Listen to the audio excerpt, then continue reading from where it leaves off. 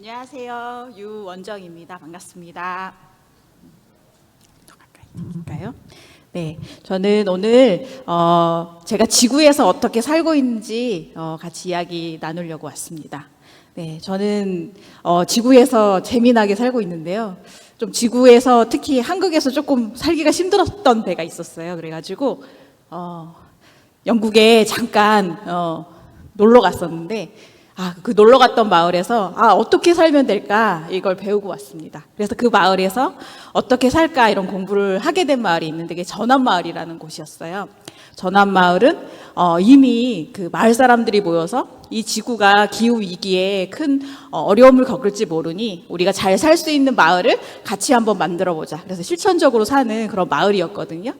그 마을에 가서 살게 됐는데 너무 행복한 거예요. 자연 속에서 사람들과 어우러지게 살고, 그런데 이 마을이 어디선가 많이 봤던 그런 마을이었습니다. 제가 아주 어렸을 때 강화교당에 다녔는데 저희 마을이 그랬던 것 같아요.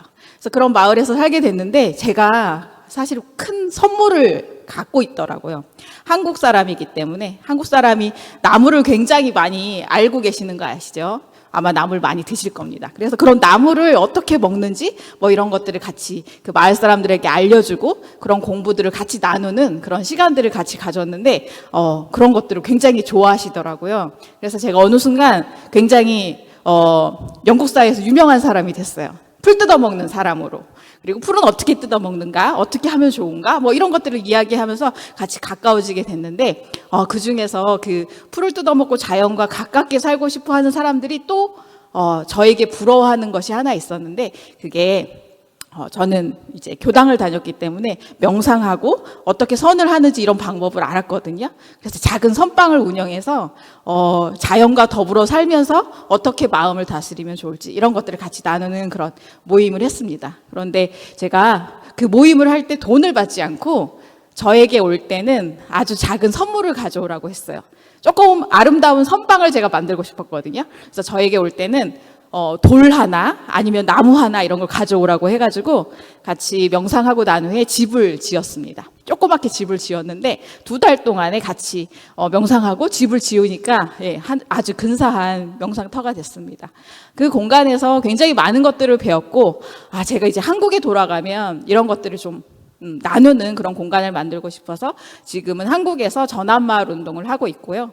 이 전암마을 운동은 사실 전 세계 50여 개 나라 만여 개의 마을들이 이런 기후위기에 우리가 지금 우리 삶에서 할 수 있는 것들을 해보자 이렇게 실천하는 굉장히 지역 주민들이 자발적으로 하는 마을 모임입니다. 그래서 저는 은평에서 시작을 했는데 지금은 전국에서 이런 활동을 하고 있고요.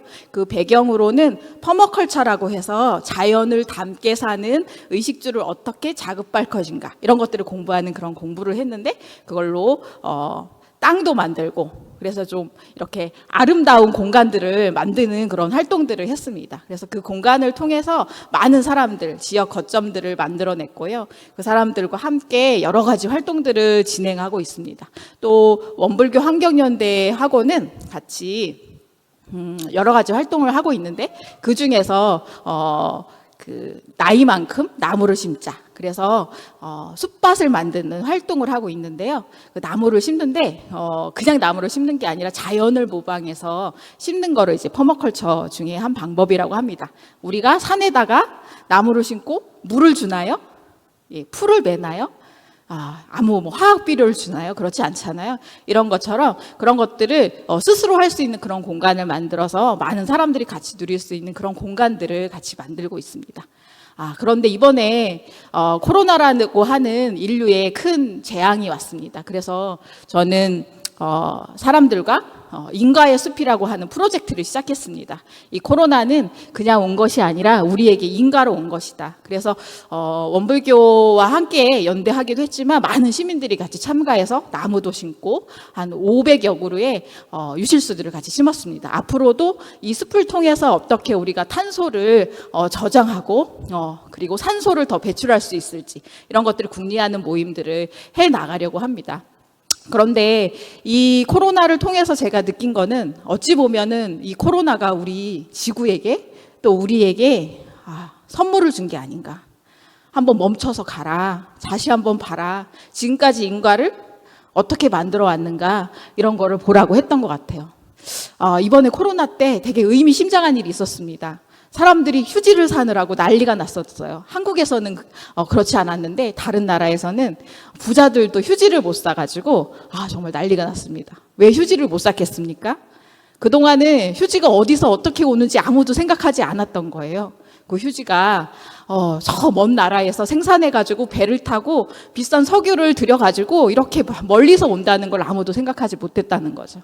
그래서 물질을 어떻게 쓰고 있는지 아주 일상에서 우리가 많은 것들을 잊고 있었던 것이죠.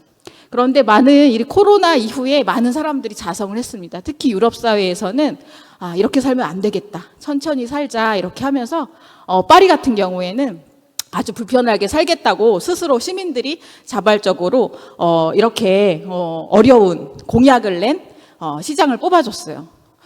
파리라는 도시에서 30km밖에 차를 못 달리고 큰 건물을 짓지 않겠다고 하고, 그리고 건물보다는 숲을 짓겠다고 하고, 그 다음에 생명이 다 우선이다. 이런 것들을 우선하는 삶을 살겠다. 이렇게 많은 약속들을 스스로 한 거죠. 굉장히 많은 의미가 있는 일이라고 생각합니다. 이런 코로나를 통해서 우리가 그런 선물을 받았다면, 자성의 선물을 받았다면 우리는 그것들을 다시 돌려줄 필요가 있을 거라고 생각합니다.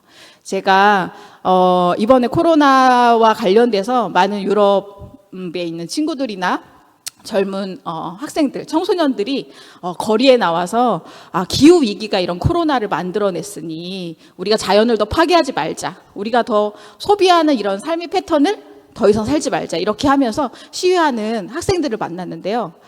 그 학생 중에 한 친구가 너무나 기억이 남습니다. 그 친구가 아마 이제 갓 22살 정도 되는 친구인데 이렇게 TV에서 나와가지고 이렇게 이야기하더라고요. 부끄럽다.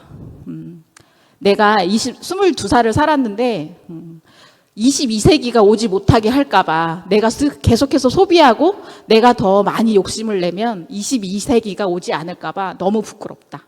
그런데 22년밖에 살지 않은 친구가 그런 이야기를 할 때 너무 가슴이 아팠습니다.